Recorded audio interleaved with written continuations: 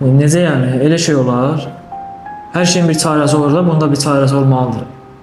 Qardaş, bu xəstəliyin kökü uşaq ana bətnində olarkən qoyulub.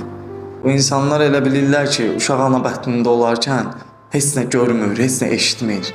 Amma elə deyil. Ana qorxu içində yaşayanda, təhqir olunanda, söyləndə, bədəni fiziki zərbələr alanda onun beyni bədəninə zəhər ifraz eləyir. Ağır stres hormonları birbaşa o məsum körpənin qanına keçir. Uşaq daha doğulmamış, onun sinir sisteminin təməli qorxu və gərginliklə artır. İmmuniteti də hələ bətnindəykən qırılır. Bu gün də o uşaq illər öncə anasının bətnində çəkdiyi acının Bu nə? o çarəsizliyin bədəlini ödəyir.